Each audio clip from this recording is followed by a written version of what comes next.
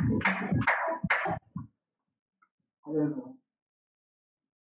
good afternoon. My name is Damilare, and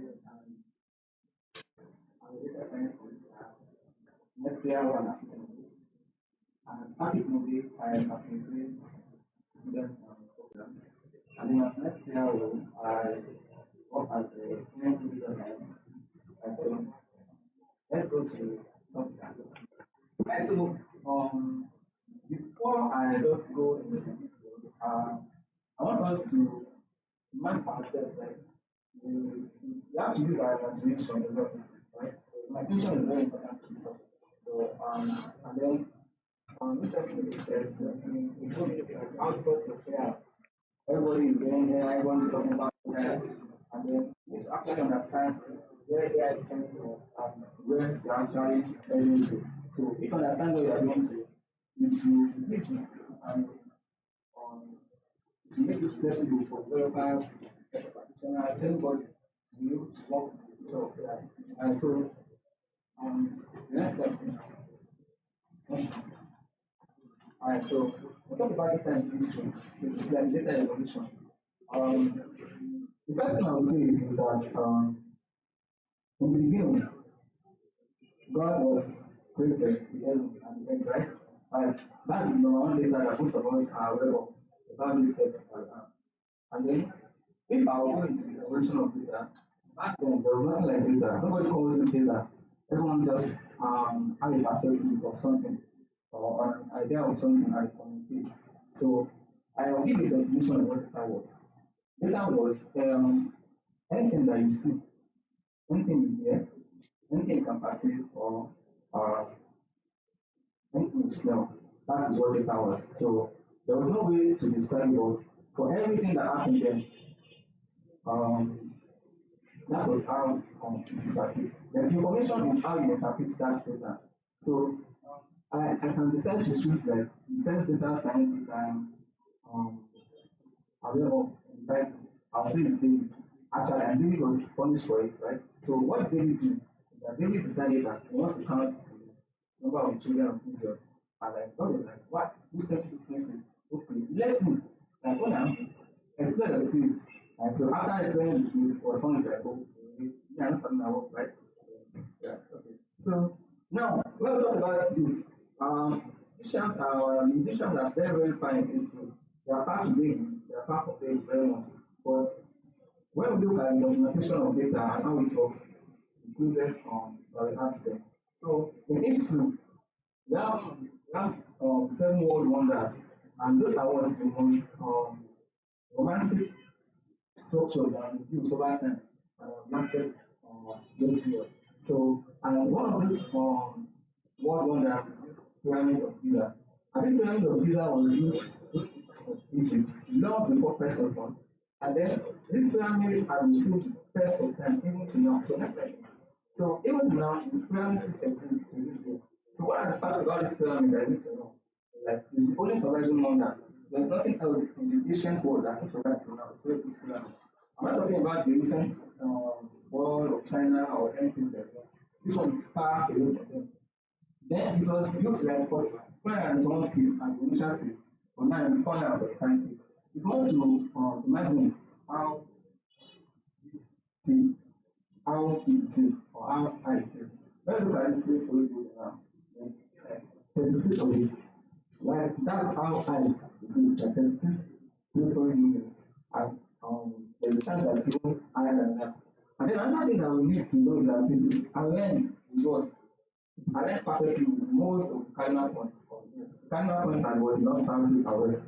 So this tells you that what these people are very, very well detailed with everything that we're doing, both mathematically and geometry. Then it was constructed with approximately 2.3 million stones, about 2.5 to 15 tons. So if you look at if I'll give you an idea of what this limestone tons be, let's say 2.5 to 5 tons is like the weight of an elephant. You know how heavy an elephant can be. So imagine having like times three of an elephant, and then it is someone that builds this without technology. And then finally what they just documented everything that they did on papyrus. That's my case. Alright, so this is what the pyramid of Egypt looks like. Now, if you look at them, can you imagine how each stones were placed on each other once they got this stuff? What kind of technology is that? How did they arrive at that? How did they do that? Right? This is approximately 2.3 million stones. So if we look at this like and can visualize it, you're able to like how and then there's no slope like or do you think that you want to use sharp or what is it scaffolding? The kind of scaffolding or something like this, right? Or what kind of scaffolding will we use? So I just use us to it. Right, so this is what they use for documentation. This is like the papyrus. This one is the first idea of spreadsheet that we have. We use Windows Excel spreadsheet. So the idea.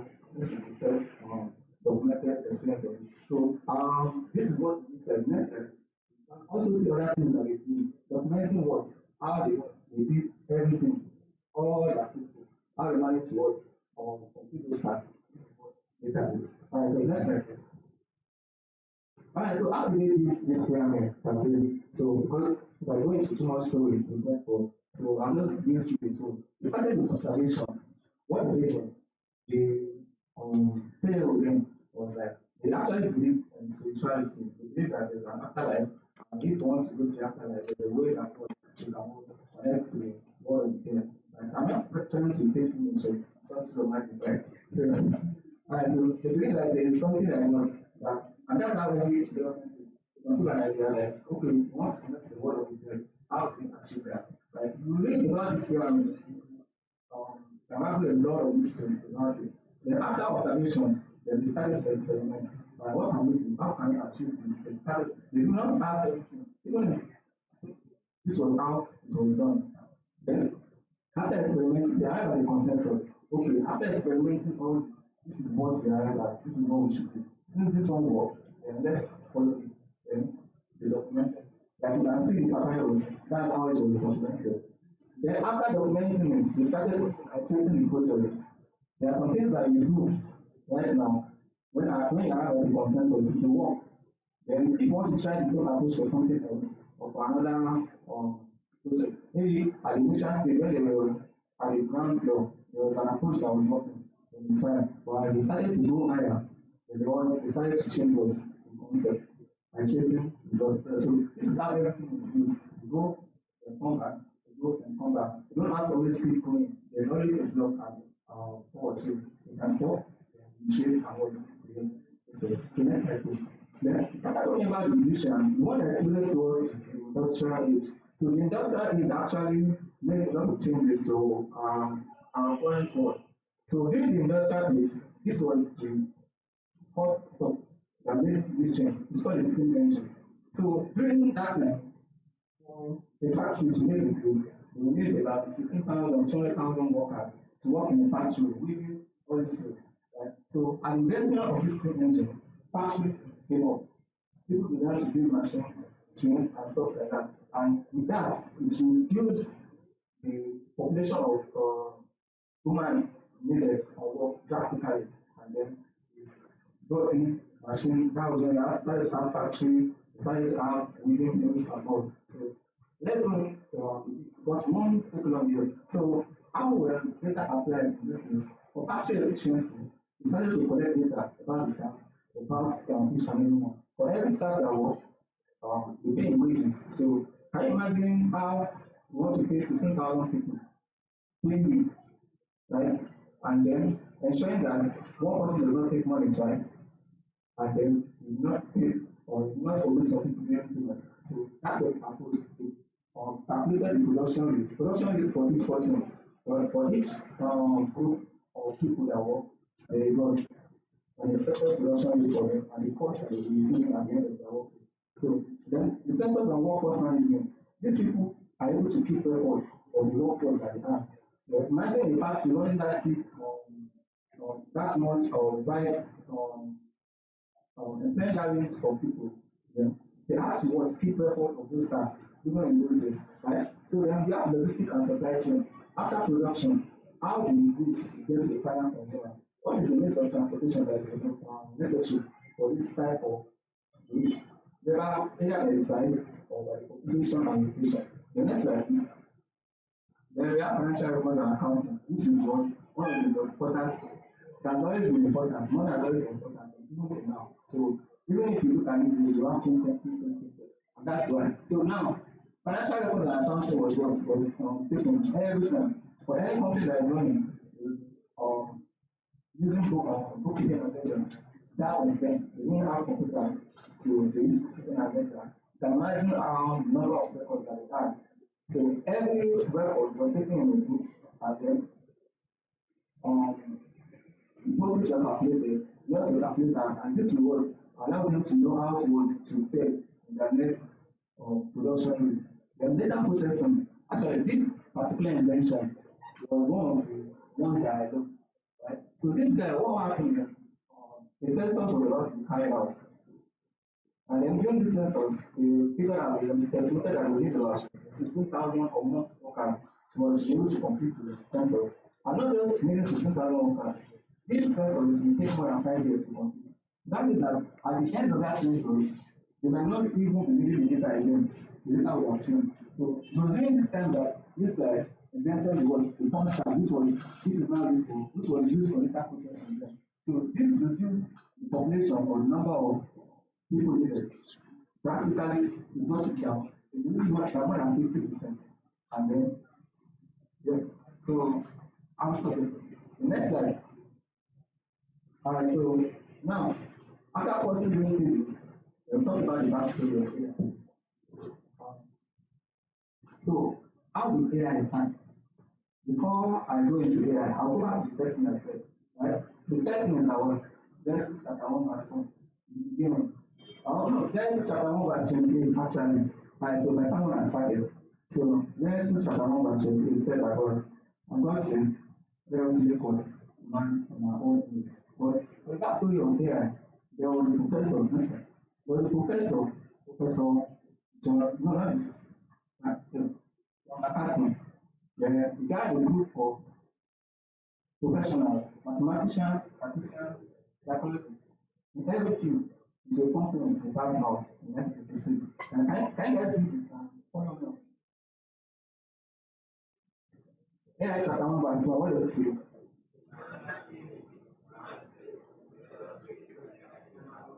Continue. Afterwards, and so man decided that okay, we want to create AI in our own image, right? After our own likeness, after the way we think, after the way we talk, after the way we do things, and even better than us. So this was what led to us to the growth of AI. This is where AI journey started. Where there has been states where people have tried to create anything related to AI, but nothing worked. There was always a setback. But during this conference, people of like minds decided that okay, we will be able to do this. And what was the reason for them being able to achieve this was that there was a underlying technology that permitted them to be able to build on it. And what was this technology was the computer. At this time, the computer had already been invented. So it was easier to build on what was existing to be able to communicate on what is already existing. So next slide. Alright, so how do we humans create AI? Right? We have a lot of information about humans. Right now, or even up to this point, data has been collected about every ages of human. We have people we call archaeologists.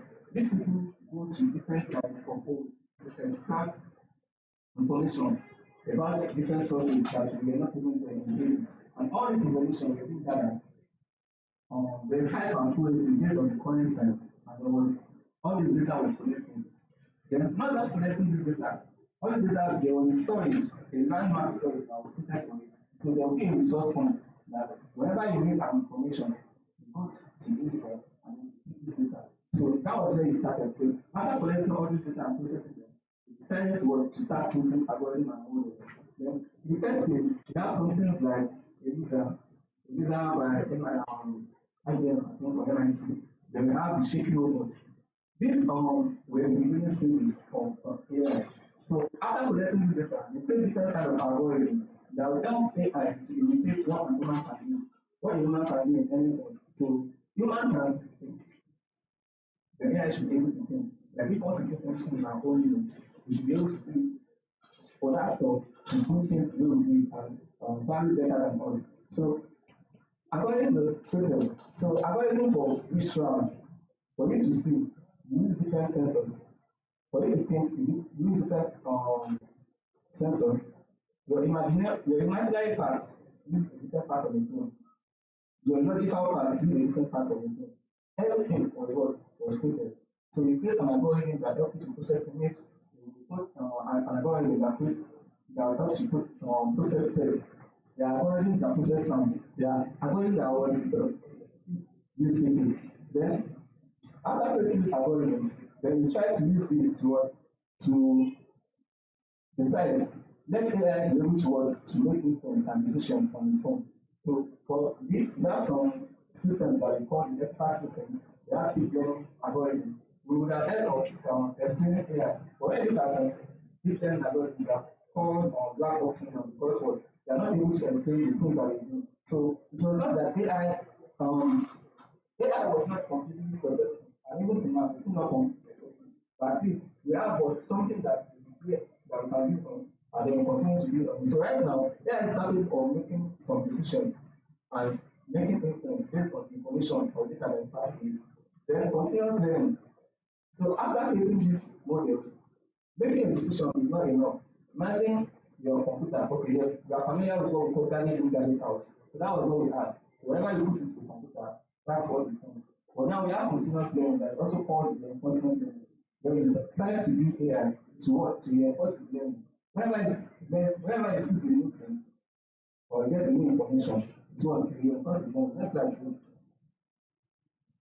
Right, so what AI become? We have four phases of artificial intelligence. So the first phase of artificial intelligence is standardization. This defines what the standards for interoperability. We have various models, but to make these models to come together to work as one. How you think, how you move, how you walk, how you visualize things, you bring them together into one thing. That's what Tesla did with self-driving cars. So in every aspect, one visualize the map, one check the satellite, one check the route, and calculate, do some calculating to see what the best route. Then we have visibility. Visibility is building what interfaces for non-programmers. Right now, everybody can use artificial intelligence, whether it is generative, whether it is what voice, anyone can have access to it. You can use Siri, you can use ChatGPT, right? Then we have personalization. So this is the great stage where everyone can use AI and then everyone will be allowed to consume AI in any way they can. Then you extract information from it, teach AI. So right now, the ChatGPT you are using is not just only getting information from it, you are also teaching ChatGPT how to think, how to do the right things. Next slide, please. Then next slide is where AI will actually be part of human lives. Just like electricity, AI will become the foundation in lives. So AI will be integrated into everything that you have. Your glasses, your ears, your mobile phones, maybe your shoes, maybe your ear, maybe even in your brain, AI will be there. Alright, so next slide. I'm trying to speed it up. Alright, so your job as a AI. This has been the most common um, story or the debate since AI was has come to the landscape. So now, can AI be your job? I want someone to answer that question. If you want to know if AI will actually take your job or not, because we have to be sincere with each other. If people of old were not sincere, or the ancient people, if they are not sincere, then we will not arrive at this level of the education. So if you want to know if AI can take your job, can AI do your job? So can I ask you a question, sir? Alright, so what do you do, sir? Alright, so can AI do your job?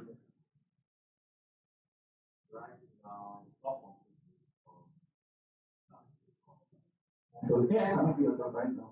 But AI will be able to do your job. Alright, so if AI can be able to do your job, will AI take your job? Most likely. Okay, so it depends on what job. So at the level at which my job is now, I would say that we are not fully maximizing it, right? So it will get to a point where AI will be able to do what I'm doing and I'll need to do something else. Thank you very much for your answer. You clarified it. AI will take your job at some point in time, but you should have moved to something else, right? So why AI? Why is AI? Why should it be AI? Why not someone like me? Why not someone better than me? So let's go to the next slide. So AI, the one thing that humans can do that robots cannot do, at least for a very long time, is that what they can decide what they want to do. Like the head of responsible AI, you can decide to build AI and limit its capabilities, right? You can decide to build AI and what allow it to what to generalize. So next slide. So this is why we need AI, right? We would have heard of industrial age, technology age, information age. Now the next age I believe that we probably might be moving into is the imagination age, where we can do everything and anything at purpose or anywhere. I think there was a recent broadcast that I don't know how true it is, I will need to verify, that the Chinese doctor or surgeon is able to operate another patient from 5 miles away. Right? So now, why AI? Some of us like adaptation, right? If you want to go to Maldives, if you have experienced virtual reality before or augmented reality, you see that AI is capable of what? Putting you in an environment that you should be and experiencing that same feeling without leaving your location. You'll be able to work out on a single spot and you run around the whole of Eket and you be on the bicycle. Can you imagine that? Alright, so we have this. This is what we call a flight simulator. So instead of having to pump fuel, jet fuel, and go straight to the sky, we build a flight simulator where you can learn how to fly a plane right on the ground without moving out of where you are. This is what AI in finance. AI can help to use finance to analyze data to even perform predictions on behalf of the human. This is AI. AI will give the game. Can somebody say amen? AI will heal the blind. Can somebody say amen? Amen. AI will bless and give. Can somebody say amen? Right. So this is let's just use you because my time is running out. So next slide. Next slide. Alright, so AI has some futuristic preparation for it. These are the things that will happen in the next coming years. Most of us might be old. We are actually maybe in the next 10, 20 years we have given that to children. So next slide, next slide. So everybody, I want you to read this next slide. Alright. One, two, go.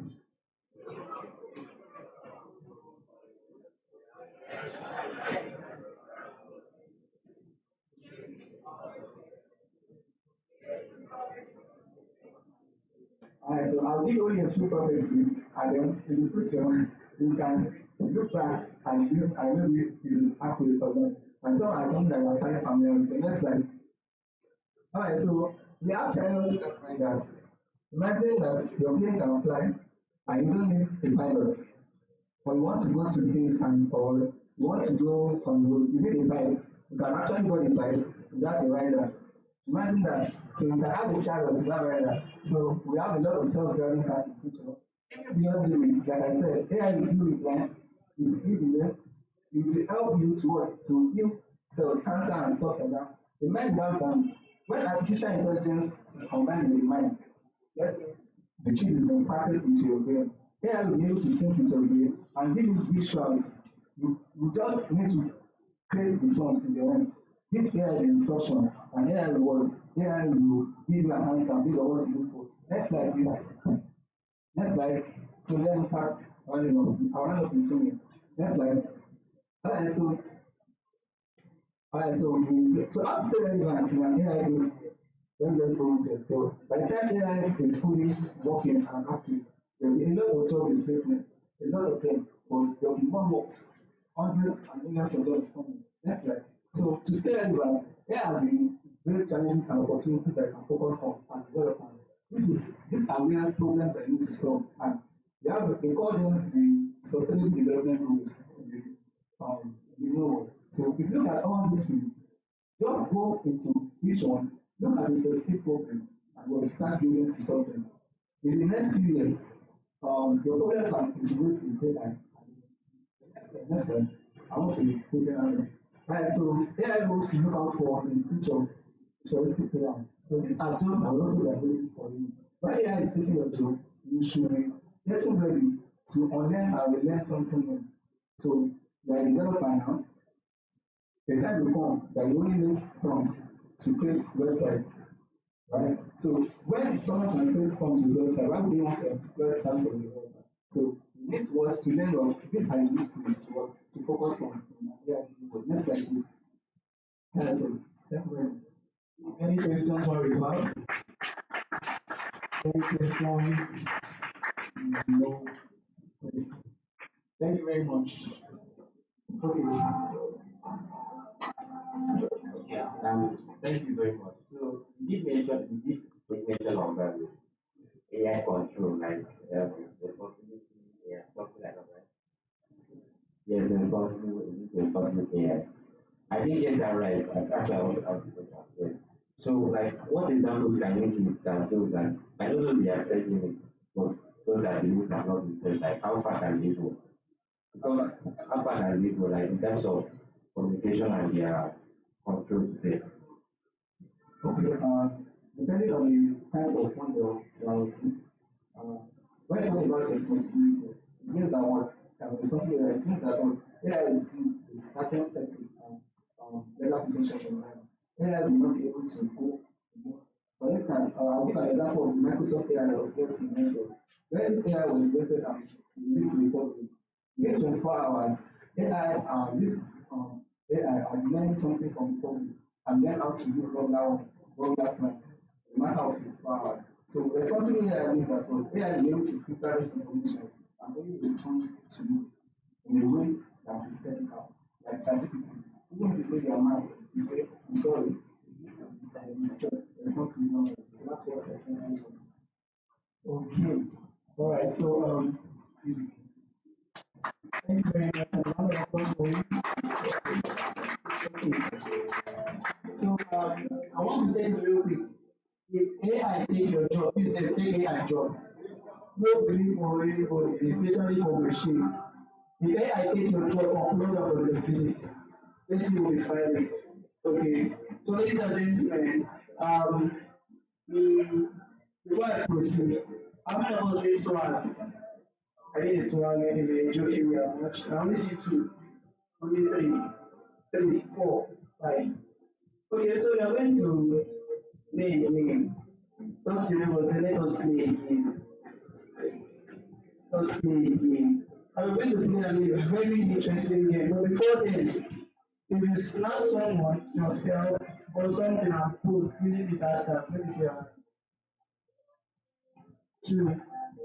Alright, what level will you post on? X. Please call it Twitter for now. What level will you post on? What about you? Twitter. Okay, X. Alright, so let's do this way. Those that posted on X, please go to Twitter and just type the hashtag. Which of the hashtag you guys use? Which one do you use? Just mention one. For Devfest 2024. Who else use Devfest 2024? You use it. What do you use? Okay, let me this way. Those on X, those are posted on X, you have engagement from 1,000 to 500. Look at me. Let's say okay, 500 to 100. Okay, 100 to 50. 100 to 50. You know me now. Okay, 50 to 20. 20 to 10. 10 to one your family. You know your answer. I know what you answer, how you even have to check. Please pay for Twitter bill, okay, this can be transferred. Pay for Twitter bill now, you have the money, you want to get out, pay for it. Use the money cash. Alright, so we are going to play the real before I come back to the people that posted. Now, if you want this one, just come outside. Just stroll outside. Let's come now. Come outside now, people. Okay, please come outside. Give respect, sir. Come on, I don't want to meet people, so if you know you want to participate in the game, just come outside. One, two, 3, 4, 5, chant. Okay, 6, 7, Jesus Christ. That's okay. Alright, so what's going to happen here? Each of you will go into your place and be picking a name for yourself.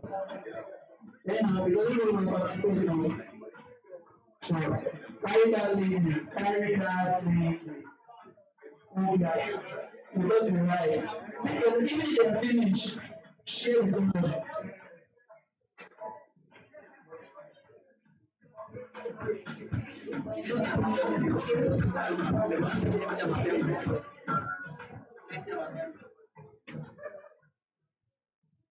Okay. 2, 4, 6, 8. Now, we are going to make this game a little more interesting. If your partner fails, the both of you go. Abi, should we be like that? Yes. Or we should not? We should do it. If your partner fails, the both of you go. This can just go that way. Don't go that particular way. Don't let it go like that. Alright, so this game we're going to play is a very interesting game. Please make a kind of a sign for your life. Nice. Yeah, that much. I'm liking it. This make a sign for you. This place must continue to be interesting.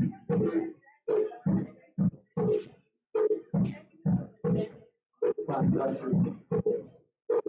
Okay, so this is going to be basically the game. Now it will take minutes of it. Okay, so the person from this game will start the sentence.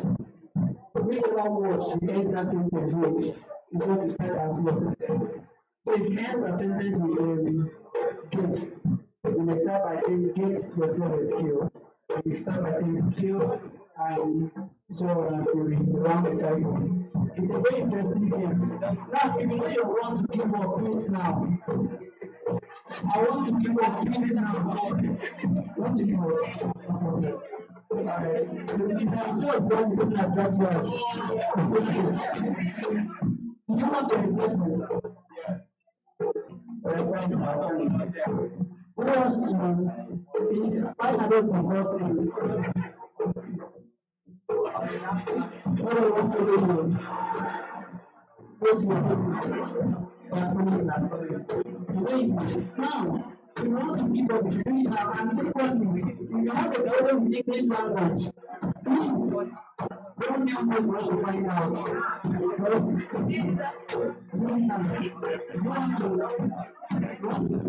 you want to. Okay. Alright. So, this is what we do. We get to you.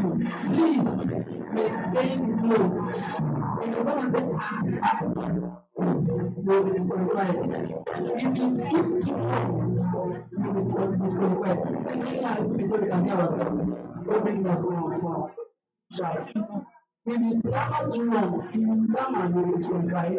So if you stammer, you will be find out. If you know that you're not a stammerer, but it will happen once once. And the tendency to every year. If you know that you are going to want to rap, you know the way so that the next person can hear you. Bring it a little bit again, bring it down. I don't want you to shout. Bring it down. Yeah. So please, pronounce the word very nice. So for the because the audience to partake, whenever they fail, somebody from the audience to start a sentence for us, and you guys should pick from there. Okay? Nice. So I'm going to which language? So let me start.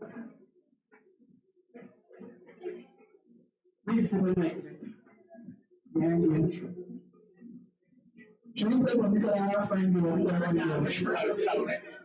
I'm going to start from there. Coincidentally, you guys are friends. So, for you. Please, when we reach one person, close their face. Okay, so my sentence is very simple. It is Devfest is happening Eket. So you go for Eket and you press the mic. Alright, so we have our first reporter. We're supposed to start with what? With what? For the standard. Alright. No one come back. We can't do that to you. You have to do that to me. But I'm sorry for what I said to your people, man and woman. Please, for the sake of whatever sake we are seeking for, let the woman stay. Let one person stay. If you lose, those kind of wahala, I'll be going. Don't come and talk another person. You're not living. Alright. So for the audience, I'm going to give so many reminders. Which Devfest? You can send that. Okay. More close.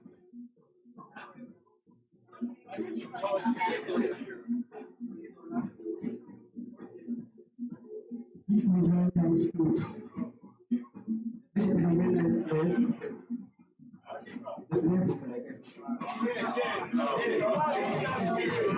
Wait, my brother, what is it? I'm going to go without. My brother, what is it? The guy said place. No, supposed to start with place, not the place.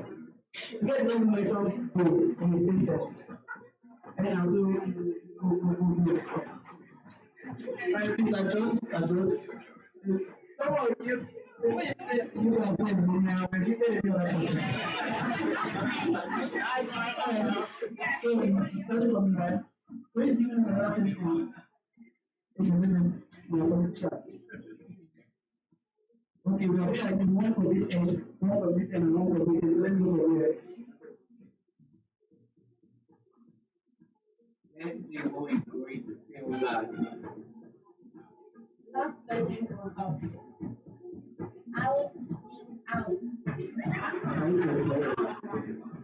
Out of work. Work is essential for man. Mine is a living thing. Things that what they are. Not like they are.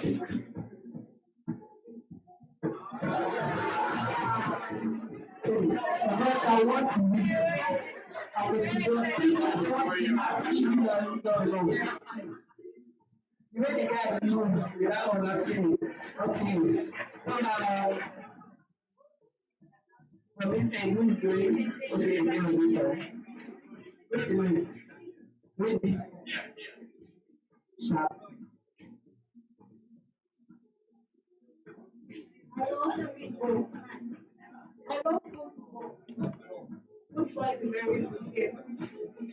Games are meant to be played. Played or not. Not in what do you say? My sister takes my food. My sister is selling some. See, please, I want us to buy. This is not. I'm just sitting out laughing. This one is joining me. So it's not. Let's have this way. Check. What is it? Things that, but what is it? What is it? Which day next? Listen. Whatever it is at the corner. He said, you can take me is at the corner.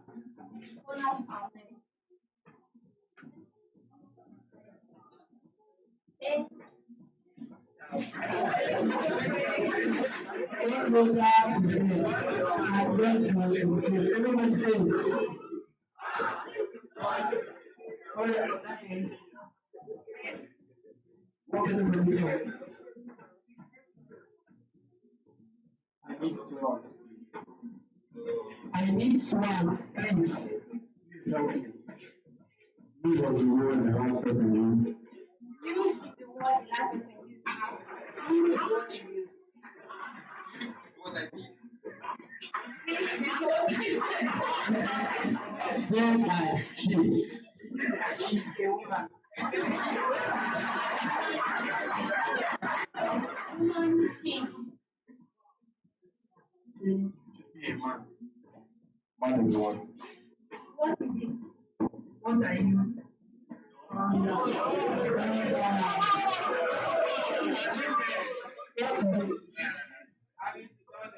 Hey, my sister, what is this? Okay, so from this end, I think nobody from here. I don't want to give two persons twice, like one person twice. Please, okay, the boss.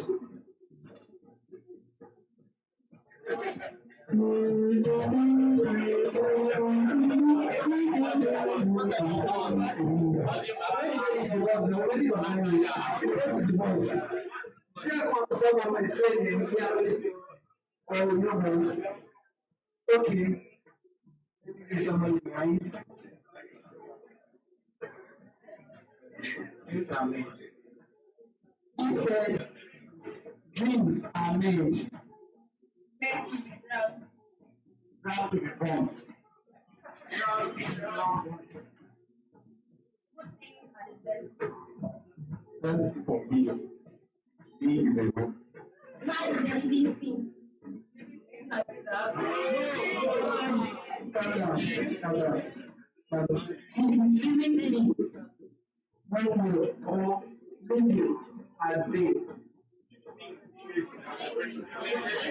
it's always made a research, where research was.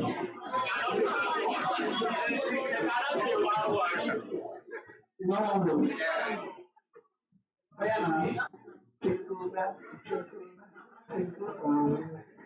Japan smile, hey, yeah. I don't say, hey, yeah. It's English language, not smile. All right, so who's going to the language? Please.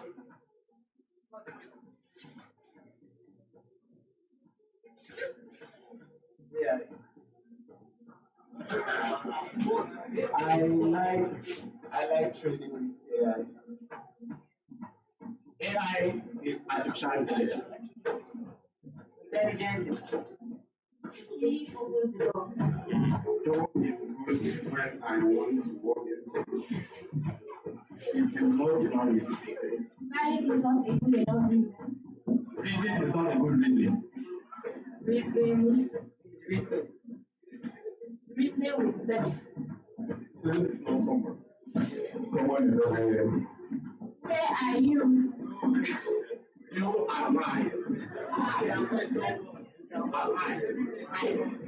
My name is Malayo. Calm down. This is mine. On mine. You said your name is. You said you. Ola is a girl. You. You know it's powerful. Powerful is a word. Words are everywhere. Everywhere. Calm down. Powerful is a word. Words are everywhere. I don't know for you, I'm just doing my. Because everybody AI has taken his own. AI has taken his. Alright. Alright, so who is giving us the next one? How does it feel standing there? How does it feel standing there? There is the exit room. Those are meant to be open. Open for me. Me is a word. Word is a word. Word is enough for the rest. Me is a word. A word. A word instead of word. Please. Is she the one that will okay. Okay, so you guys should please. Oyana, I know you. I know you. Check him out. Check him out. Alright, see what's up is we have two girls contending against two men. Those for the girls say hi. Yeah, women supporting women. Hi. Those for the guys say hi.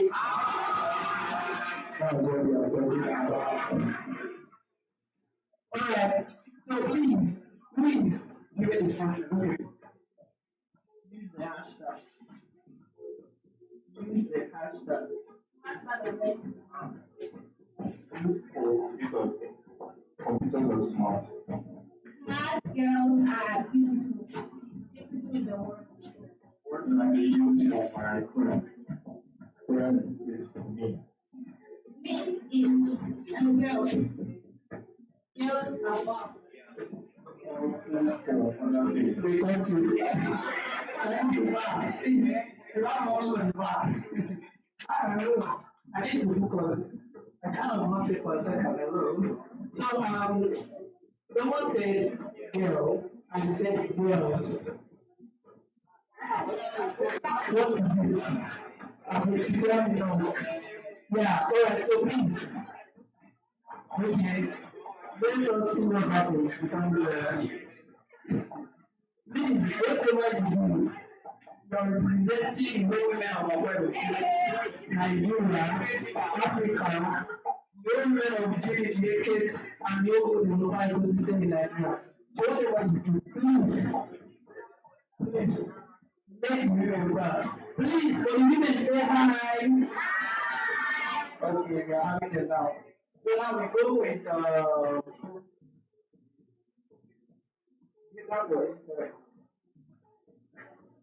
insight.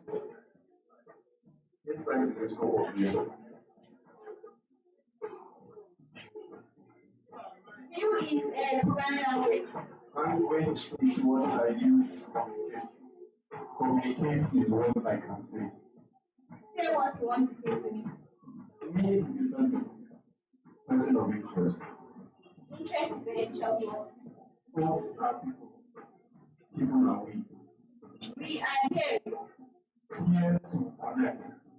Connect is essential. Essential for growth. Me is what my mom said I should do. Make it happen. Happen why? Why is all the need to know? Know what you need to know.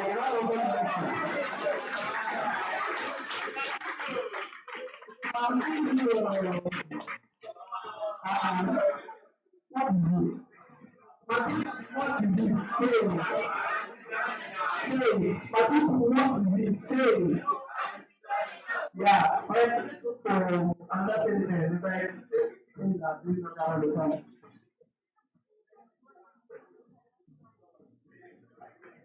Exactly should we? We because we should we? No. No, because we cannot be. We will see it. We will see it. Future and us. First are people. People are living here. Yeah, we have lots of developers. Developers are people like me, like myself. Myself, I am valid. Why is the way they don't reason to breathe? Please, because of you. No, I'm not saying this to properly. I know I'm saying it well. No, it's not happening us. Us together are all the What did he say? How can you say? You know, that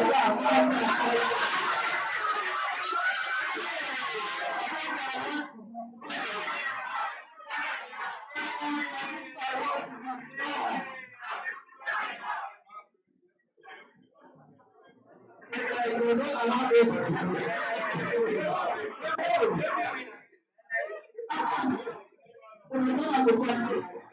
It's supposed to be for your own competition. People is and you're not going wrong. Okay. Alright, so let's get a meaning. Give us a sentence.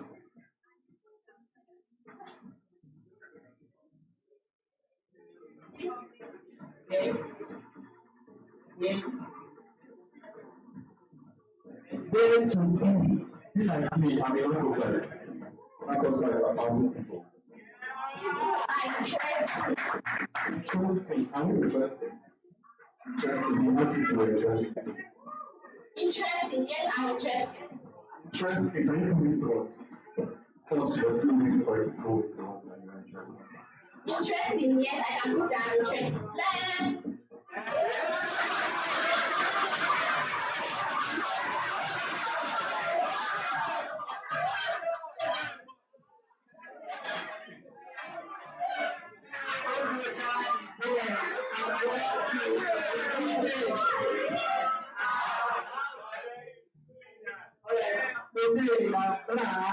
Is right. Uh,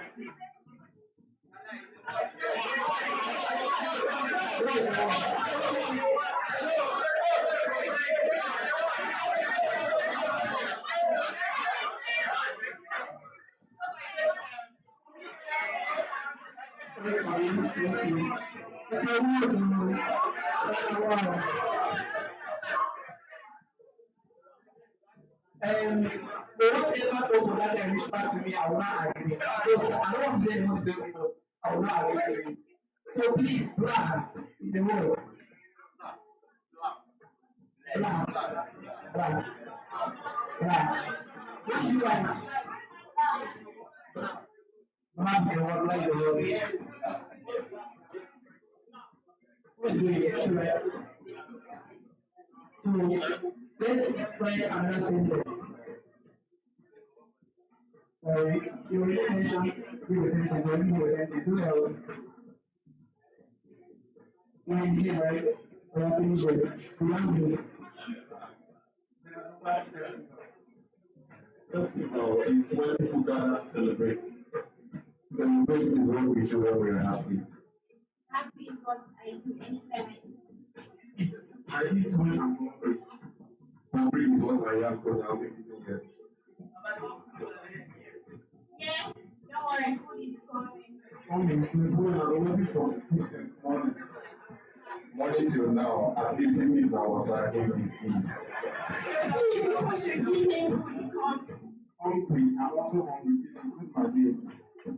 Name is something you use, but in this case, we love food. Time for food. It's what you have been here for a long time, it's changing. It is now time to change the word to abstract. Abstract, no, let's go back to food. We are going to talk about technology. Technology is key in society. Society is where people stay. Stay. I want to stay here and also go home when I'm tired. Tired, but I still want to talk about food, Sha. Oh yeah, now let's continue. Continue because he doesn't want to stop. Stop, never. Move on forward. Someone ever back on here. Let me tell you what I'm going to say.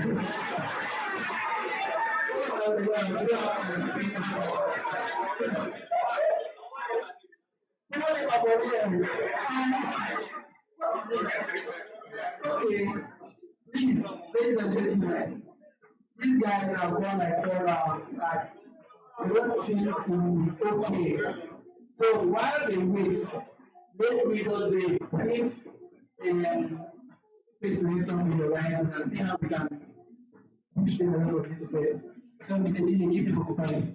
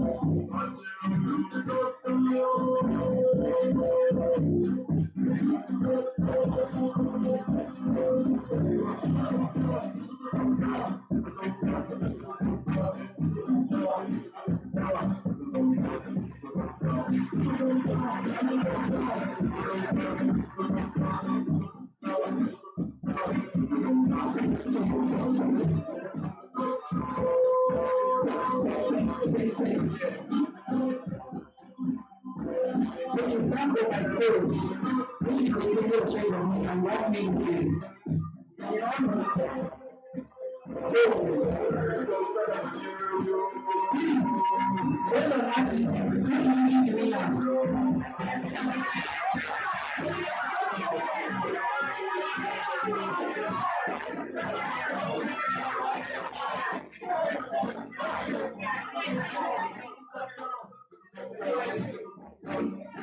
What you need to me, I'll be about it. And you have a brother. And you there.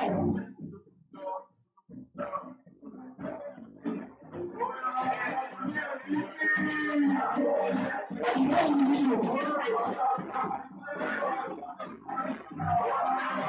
And you have a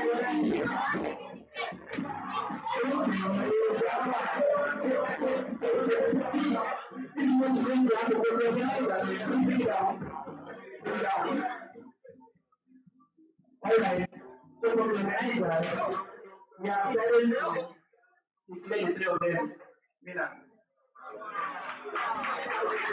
Because if you have been to any other events that this game has been played, you agree with me that this is the wrong station we have had.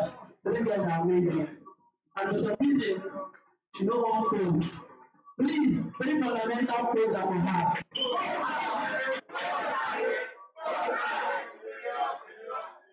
Sharp. And the person that constructed the most good sessions is this guy. Yeah. So they are making that praise for him.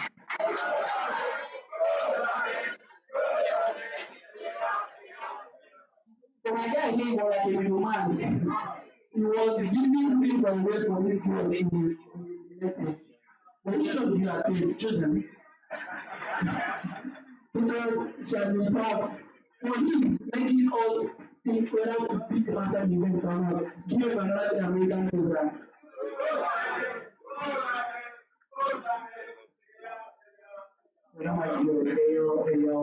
Please, blessing.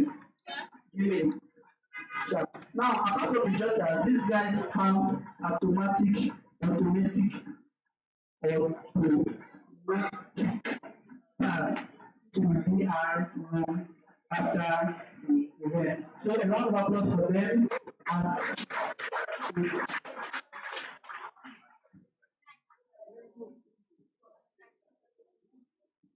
doing for us. Please a round of applause for them as they go back to their seats. Thank God for doing it. Please, they have been calling this game too much. Ever since he stood up here to start doing this sentence, they have been calling out too much. African sales my corner. I'm not just for that said, please, if anything happens to Waki, our friend is there. Hold the people in front responsible. He started it. He started it. I called him out before he started it. Okay, so before we go into the next game session, which is going to be amazing, please this time I want everybody to participate. The next game session is going to be open to everybody to participate. Okay? Amigos, let me just give you a tip. In the next game session, you need to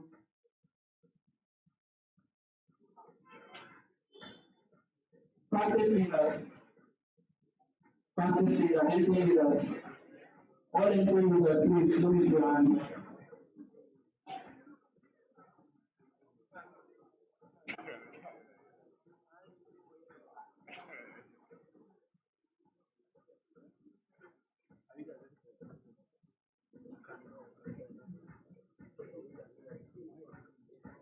Empty users, raise your hands. You guys are not lazy. Intel, you guys are not lazy. Go.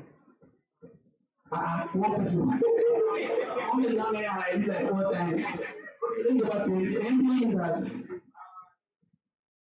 Please, let your stand. Please, let your stand. All right. The God bless you and in Jesus' name. Thank you. So next one I'll be introducing Carl Williams.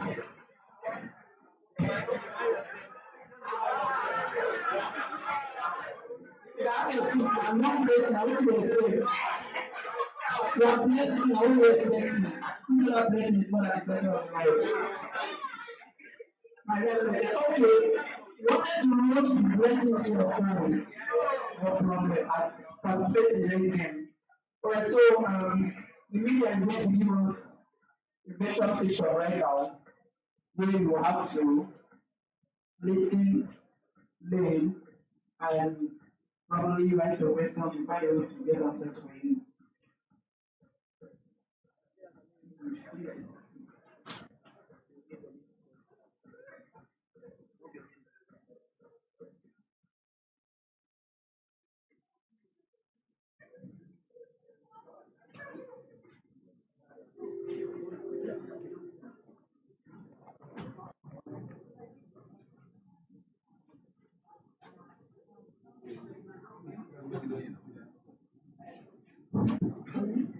But I hope that this makes up for my absence. And at the end of the session, if there are any questions, I should be able to respond to them.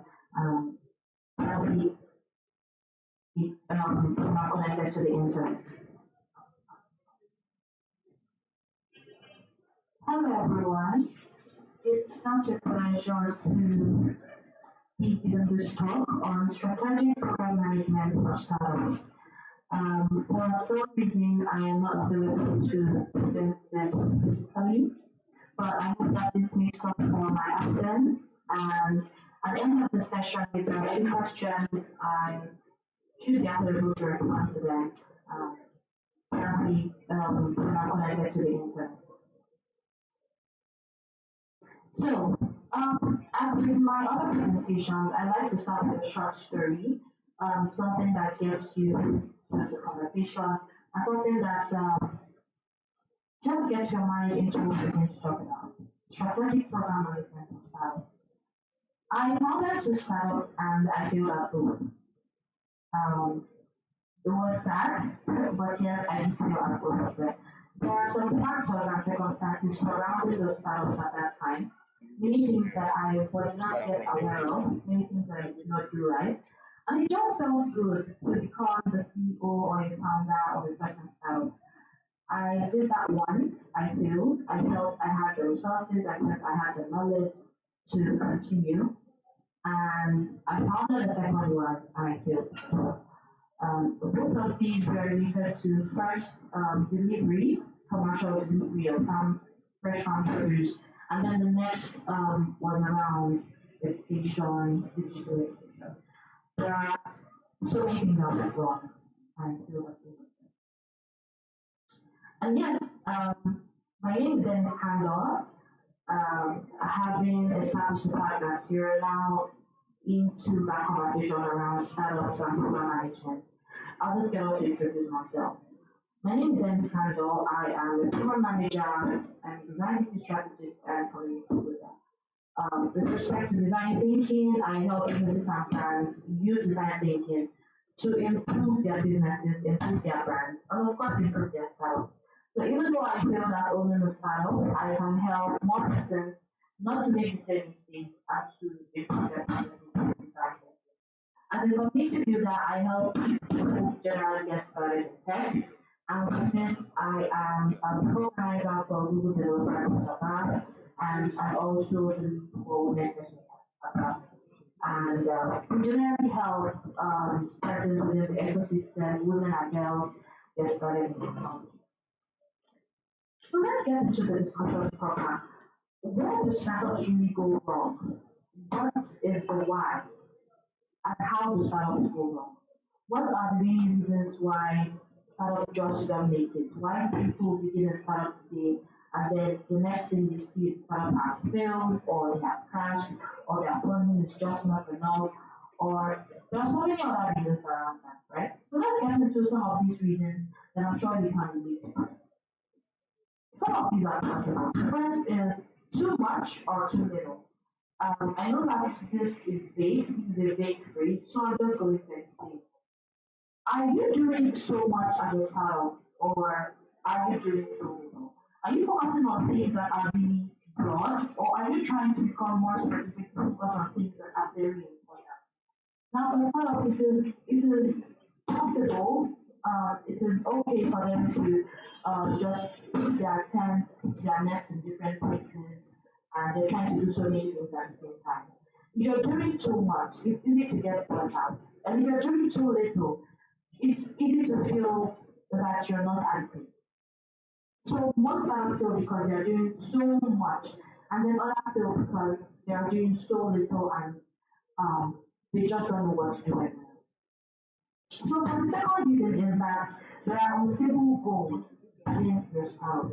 There may be things that you're trying to focus on, and the next thing you're switching to another goal, you're switching to another goal, just like that, right? This also becomes difficult when the startup founder or the startup is not able to communicate those goals to those who should be communicated to. There are possibly stakeholders or people in the team. If the goal and the decision making for those goals at every point in time is not properly met, is not properly communicated to those who need to know about it, it can cause a startup failure. Now, the third reason is when there are resource management funds. Now, this is for startups who are able to get funding, for persons who get funded in dollars, funded in pounds, thousands of them. And in the next 1 year, in the next few months, there is a goal for that program. You also have to make sure that all the resources for that program are properly allocated and communicated to the rest of the team. And then you want to make sure that everybody is not focusing on so many things at the same time. So you will see that these reasons that I have listed here are related to program management as much as they are related to startups as well. So let's talk about what all of us can really relate to. The CEO syndrome. I am the CEO of so startup and the founder of so startup. It's easy to get puffed up. I mean, it creates happiness, excitement when you say you are the CEO. It's broad, it's large, it comes with so much pride. But of course, you know what happens when the CEO is not CEO. If you'd like me to say that. So yes, many people suffer from this CEO syndrome, and it really causes their startups to fail. So these are some stories that you can relate to. Um, what would you like to hear a story about creating a startup? It's not about unicorns or quite the opposite, to be honest. 7 years ago, I failed as a CEO. And then someone else says the SaaS that I'm using in public is now a four-figure startup. It was an easy journey. It took 20 failed projects in 12 years. Of course, this one failed so many times in a space of 12 years. And then someone else said, my first startup didn't make it, but the lessons I learned from that experience were priceless. Don't be afraid to fail, be afraid of not learning from it. And then someone else said he's 21, he started learning HTML. At 18, he learned blockchain and Ethereum. At 19, he got his first job, did some freelance projects. At 20, he left his own job to build his own startup and failed. So you see that failure among startups is not uncommon. It's something most people can relate to, no matter how small it is. Because it's a startup and it fails, of course it has failed. And there are so many people around the world with their own stories of how their startups failed.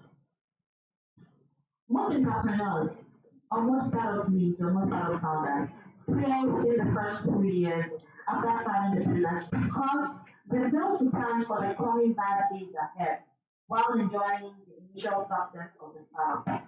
It's easy to get caught up in this mindset. It's easy to get caught up in the entire CEO syndrome because at some point you begin to see some success, you begin to see some positive things within the startup, and then it starts to fail because you did not plan ahead, because you were only planning for that time period. And this is the most important reason why we start to fail within the first few years. So, how can strategic program management help you?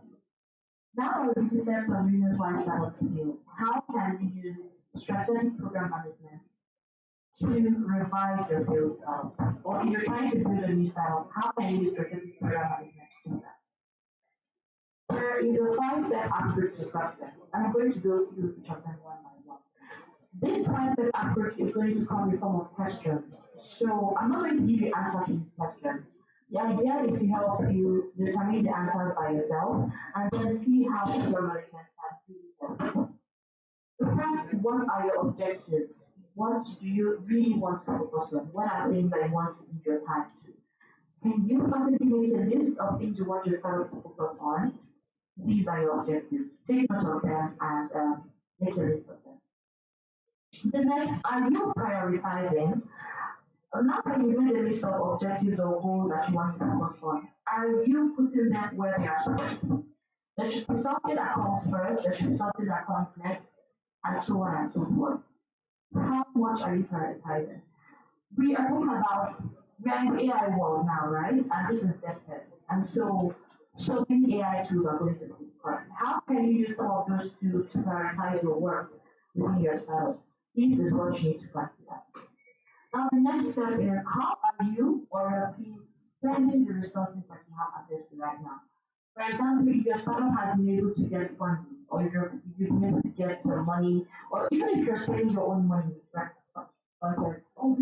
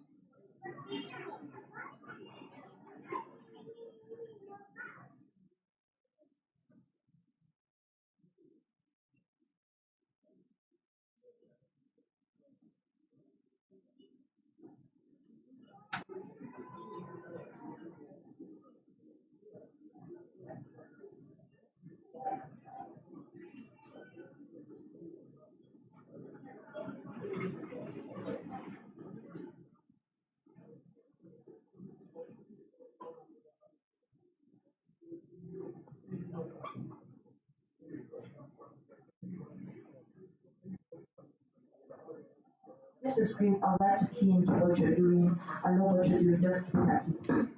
Are you getting the right feedback? Are you even asking for feedback in the first place? How are you trying to track the success? Once you make KPIs from the objectives and from prioritizing, try to set those KPIs and try to set goals beside them. Also make sure that when each of these goals have been achieved, take them and track them. How fast are you evolving? Almost everything you hear about right now is AI. How are you adapting your business and your brand to AI technologies? How are you adapting to the needs of your users, your customers? I think the conversation around users and customers is a whole different piece on its own. So I'm just going to focus on what you can do to make sure your startup does not fail. How are you evolving? When you properly understand your customers and your users, are you using the feedback from them or are you gaining information from them to make sure that you are addressing their needs solely? This is very important to consider.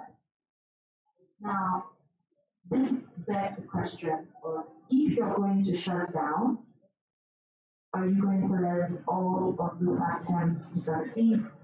Are you going to let all of those points where you felt like you just couldn't do it anymore? Are you going to let everything weigh you down? Are you going to shut down? Or are you going to re-strategize? Are you going to become like Sapiens and find the next easiest way to make money? The next easiest way to move your business from one point to another? What are you going to do? Now that we properly understood the five great steps to using strategic program management for startup success, are you going to take note of these steps and are you going to strategize to pick your startup from the gutter, to not stop, and then to move forward? The truth is there are so many ways to achieve success, but when you try each of these ways, try to understand which one works for you and then just move ahead with it. While you're not neglecting networking and communication skills, these two main skills are really important, coupled with strategic program management, to achieve success within your startup. Thank you very much, and this has been a pleasure sharing this knowledge with you. And I look forward to questions. You can reach out to me on Twitter or on LinkedIn on X and on LinkedIn, and James Handle through all social media platforms. Thank you very much. All right, please clap virtually. All right, now vote for yourself on this page and review second. Clap for yourself. Yeah, so in that same spirit, I'm just going to bring up the next speaker. He will be talking to us navigating the dev journey from code newbie to code innovator.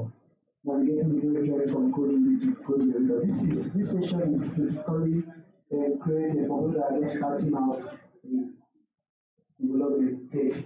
So if you're here, this is your first time, you're just trying to say, okay, how can I go from this to this? Then this session is for you.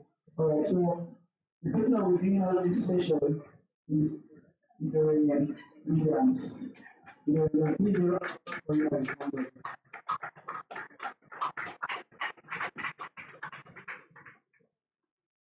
Hi, good afternoon. How are you doing? Okay. So my name is actually Williams, and I'm actually a software engineer. I'm actually the founder of iCentury. Who heard of iCentury? Does anybody ever heard of iCentury here? Awesome, awesome, thank you. So I'm actually the founder of iCentury. I've actually had a couple of experience which I want to share with you guys before we move into the gist of the day. So first of all, I'll actually introduce myself. I've told you my name. I focus mostly on the front end. I've actually had the privilege of working with a couple of companies, working on a couple of projects. I've actually heard a story this morning when I came in about someone that got into tech and after 3 months was making their first million. It was something around my story, which is quite exciting and actually sounds like my story in tech. I was actually very fortunate to land my first job 3 months into tech. And it was an international company. It was an intern role, but I made a lot of money out of it. Okay? And I moved ahead from there to working for another company, an international company. So it's startup, focused on fintech. We did great products, but unfortunately it didn't go well. So we had to close it off. I worked on diverse projects. I've worked on projects for the government. I've worked on projects for Ministry of Finance and a couple of other foreign in government. Working projects for them. And also, I've actually grown from that place to actually running my own startup. So I want to take us through the journey of coming from the code newbie, not entirely coding, the tech newbie, into being an innovator. Okay? So I have just 20 minutes to deliver this message, and I just hope I'll use this wisely. I'm not sure if to take questions, or if you have questions, we can all the time. Okay? So first of all, we're navigating the tech landscape. Okay? We're looking at the tech landscape, what is happening in tech right now. We're very aware of the ups, we're very aware of the downs, we're very aware of the fact that AI and tech involves. It scares most of us, it actually excites most of us. So we're looking at the tech landscape, how it has evolved over time. Okay? So we're looking at the different tech stacks that have actually flown in ever since tech started. Most of us have actually been in the sector for so long, and a lot of different things are actually coming. We've had new innovations, we've had new things flowing into the space, we've had new stacks that introduce new language models, different things happening. You can ask yourself, where do I go from here? How do I navigate this tech space? I had somebody asked me last month, I was like, man, I wish I started early. Right? It was like, man, I wish I got into tech early. I didn't get into tech early. Right? In my own journey, I actually did read computer science in school, right? I actually worked in a different sector, right? I worked in the marine industry, and from the marine industry, I had to transition into tech, right? So it was different for me. And when I heard the story about the young man asking me, how do I navigate? I wish I started off early. And I was like, the best time to start studying is right now. Right? The best time to do something sophisticated is right now. The best time to put on your skills out in tech, the best time to take that course in tech is actually right now. And I'm so glad you came out today again this morning telling me, "Hey, man, I said it as just like you said, and hey, this is what I know." And I'm quite excited about that. So looking at the evolving tech world, look at different things that actually come into tech. We've had different stories about blockchain, we've had internet connectivity, we've had AI, we've had quantum computing, different things actually happening. And as a new creator, you might ask yourself, where do I get this money from? Where do I come? Like the keynote speaker spoke about some other person that actually was dabbling into data science from development just because maybe he or she maybe there was money in data science. There's money in every area of tech. I'll guarantee you that there's money in every area of tech. Product designing, being a developer in AI, blockchain is money in tech. But how do you get started? How do you go from where you want to where you want to be? Okay? What does it look like? Okay. So we have a couple of challenges around this sector in tech, like I actually mentioned earlier. Once you're navigating around the once you choose a particular stack, we have different areas that will actually be challenging to you as a newbie. One of those areas is actually the overload of information, right? So we have a couple of information flying around, we have a couple of tutorials running around, we have tech boot camps.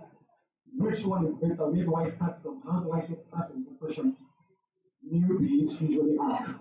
Or we have diversity in frameworks that I actually mentioned.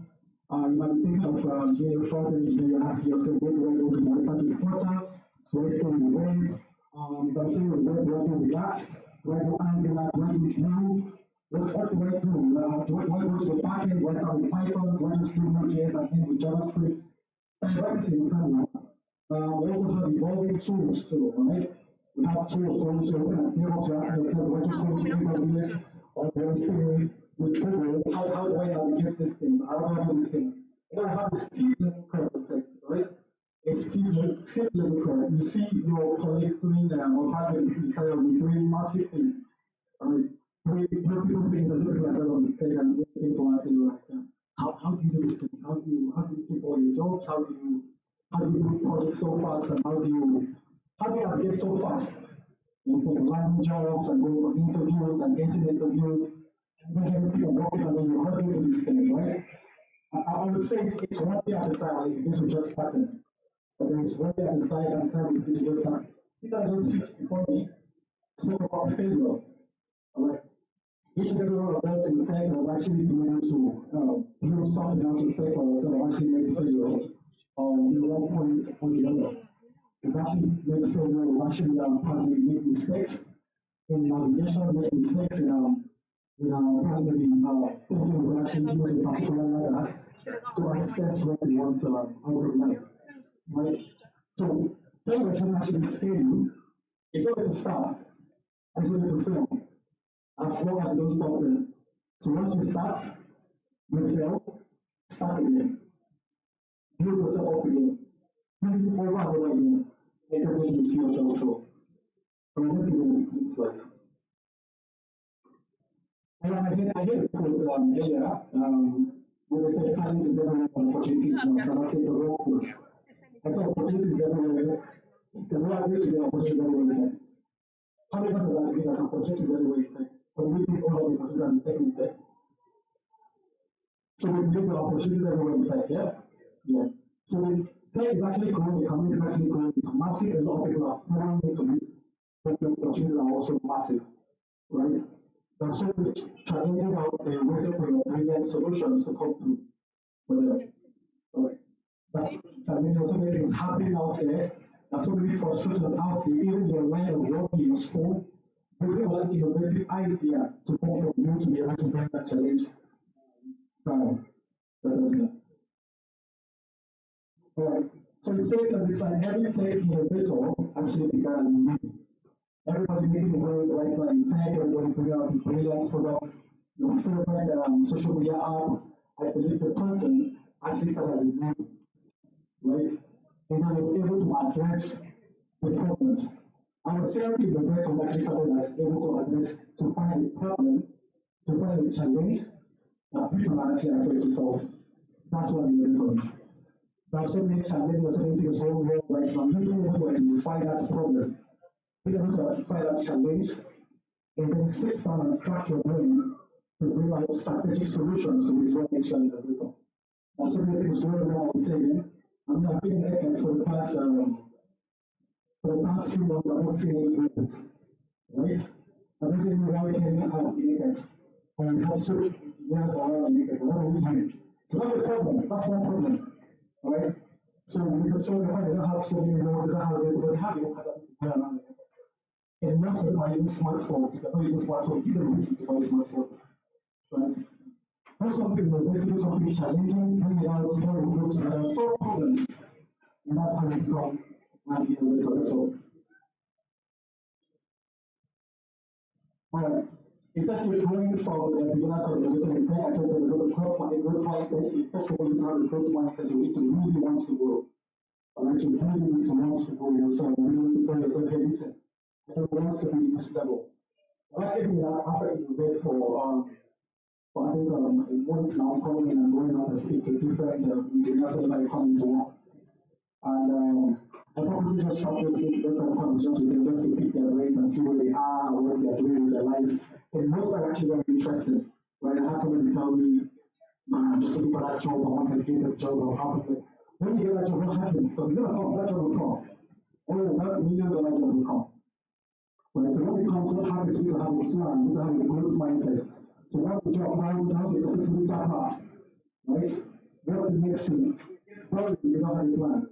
It doesn't go, it's actually like the song used to say, it's actually really at the top, it's actually hard to being out there and then having it all figured out why it's challenging because you need to understand what next. Right? You kind of people are growing, people are changing lives, and people that have plans. So without having a plan from now to who we are right now, you might get there and it gets very challenging. All you need to do, all you might want to do is, right? You need to embrace every opportunity to learn. Right? Embrace every opportunity to learn. See yourself learning at every angle, wherever you find yourself in learning. We also have a speaker that spoke about tapping into different tech stacks. Right? I think I'll just touch on that briefly as I'm going. Find mentors in your field that can actually direct you in the field, not where you're going. You're a software engineer, find mentors in that field.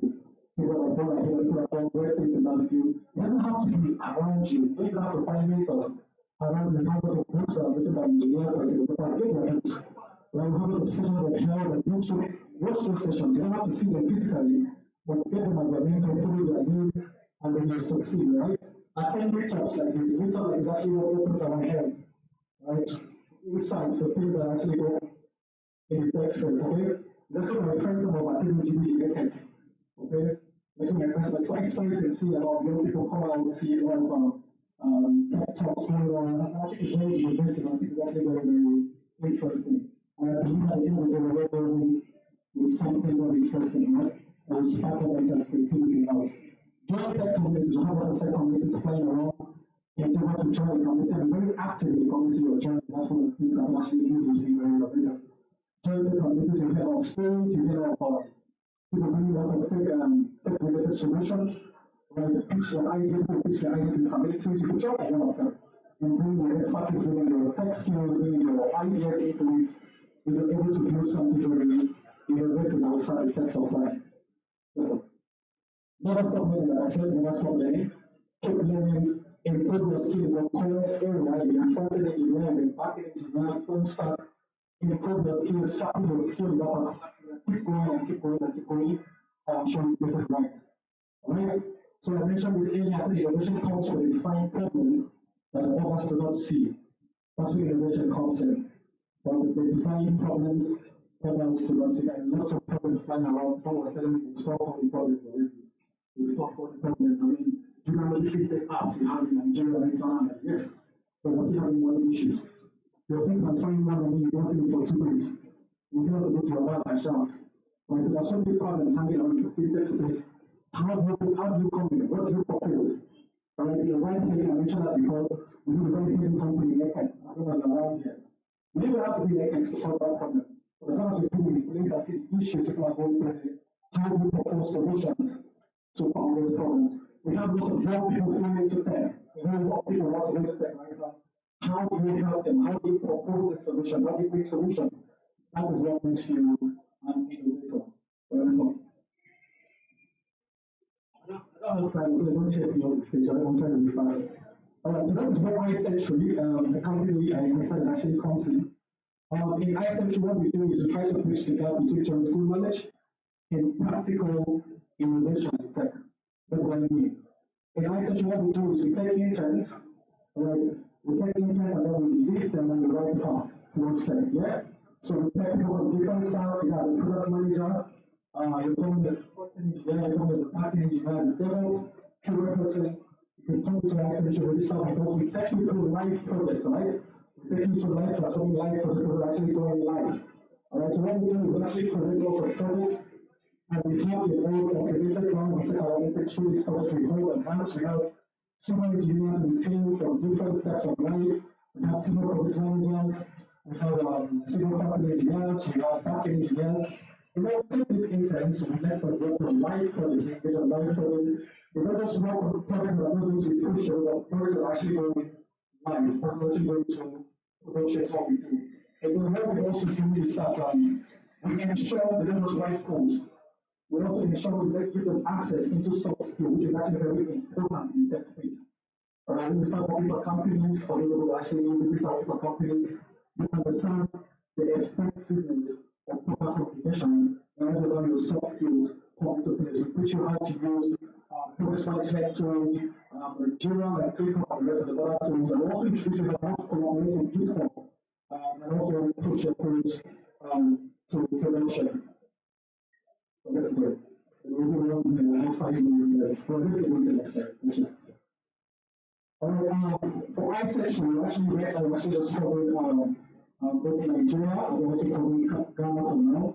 But we have interns from, we have a couple of interns that came from Rwanda, also from Kenya. We have one intern from Rwanda, another one from Kenya, and also started from Nigeria. Our team actually cut across Nigeria and actually Ghana for now. Alright, so. So we can actually start with your code with singles to actually send us a message or try to get in touch with us to get some information. And also, if you want to enroll in our internship, we also scan the QR code. Let's say you know that our internship is actually free, right? It's actually free. And then the question will come in, how do you fund it? Right? That's the next technology that is actually when I talk about ICT. How do you fund it? Our internship is actually free from unions, so when we go to you, we want you to be actually available to go through the great process because we have stand-ups every day. And we're also in work on projects that we have people chasing you, just like we work for real jobs, we have people chasing you and asking it's okay. So that's it for now. We have no time to take questions. How long do I have? 10 minutes. So do I have a question for my century question from me? Maybe okay. The somebody that is alive.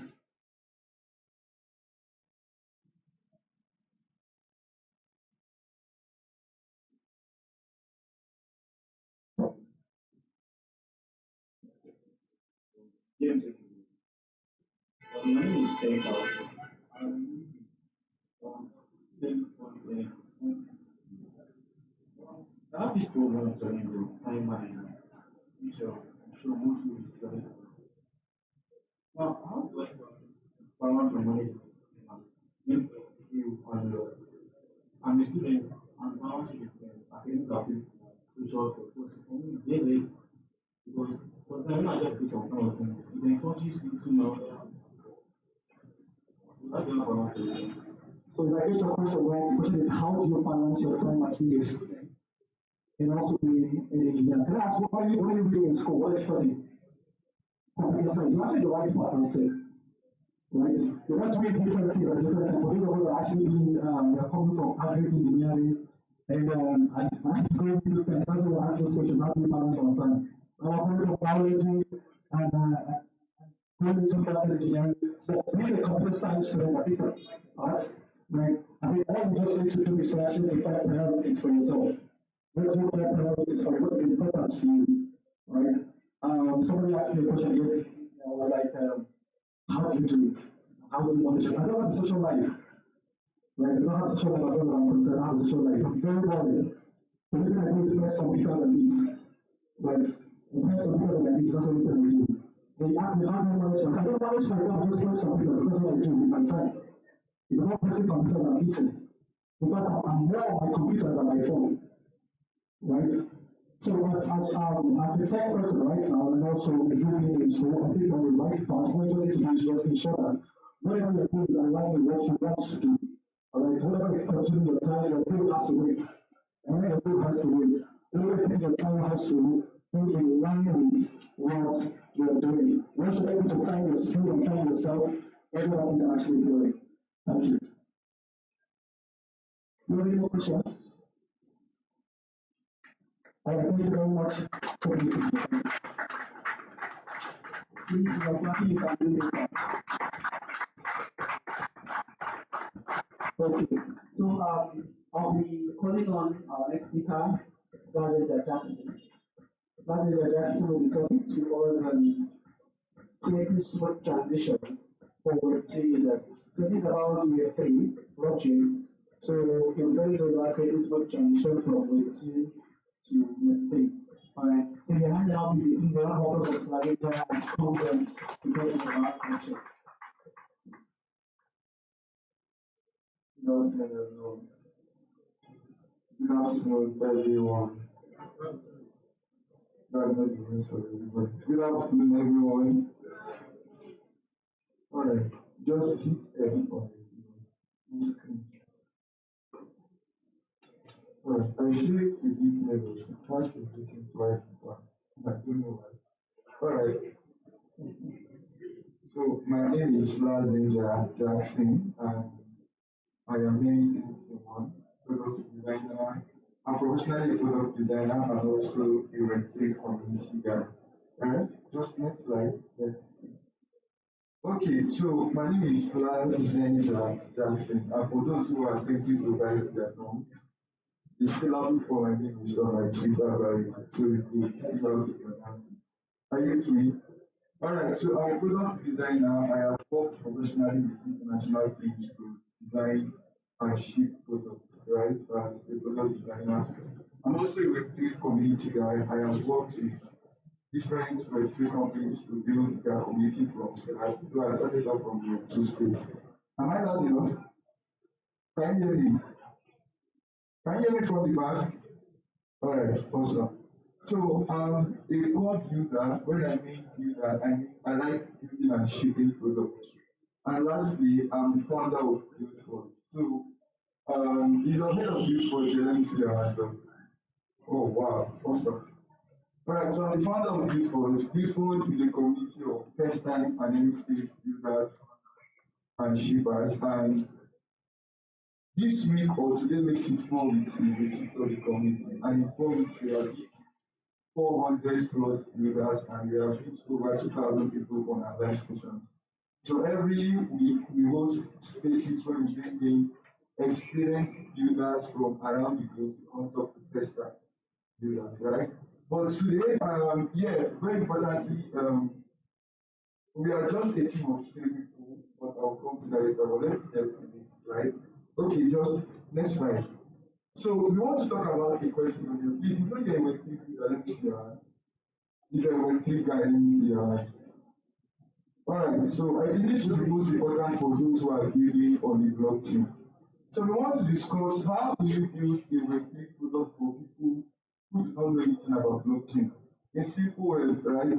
How do you build Web3 products for your grandma? How do you build for your father? How do you build it for your age lecturer? How do you build it for your who? For your who? Alright, that's what we want to talk about today. Alright, next slide. Alright, so personally, right, before I came to the Web3 space, I started out as a Web2 guy, and it took me quite a while to adjust to the Web3 ecosystem. But the problem I noticed I was having was with blockchain jargons. Was what? When I mean blockchain jargons, I heard a lot of big English I knew nothing about, but I was not interested in the big English. I was just interested in getting things done. So every time I hear private keys, I hear secret, I hear if you lose this, your wallet is gone, your money is gone. It was just too much, right? So my long war with the blockchain ecosystem is jargons. What jargons? Too much English that a basic person cannot understand. Next slide. Alright. So the real truth is, as a builder building for the Web3, no matter if I know that most of us as builders will have heard somebody come talk about his product and he's mentioning his product in such a way like, oh, this shit is going to put down Facebook. Have you seen someone discuss his product like that? Have you seen it? But the honest truth, right, is no matter how innovative your product's idea is, no matter how revolutionary it is, even if your product idea you feel is going to beat the next Google, the truth is it is actually useless without users. It is what you need users to validate your product. Alright, let's get to the next slide. So before we get to the next slide, now we want to ask, how do you build a Web3 product for a woman like this? How do you build a blockchain product for a woman like this? How do you attract and retain users that are not familiar with blockchain technology? Are you getting my point? How do you build them and attract? How do you meet someone of you who just sells granules but she's not active on Facebook? How do you bring him to the ecosystem and retain him there? Second thing we want to check out is, how do you make your product, your Web3 product,